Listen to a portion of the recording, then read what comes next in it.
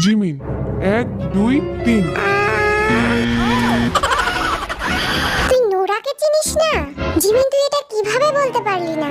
এখন তো সব আইটেম সঙ্গেই নোরা থাকে। কত হিট গান সবগুলো। আরে দাঁড়া দাঁড়া, সবাই একসাথে অ্যাটাক কইরো না। জিমিন, তোর থেকে এটা আশা করিনি। জিমিন, নোরার উদ্দেশ্যে কিছু বল।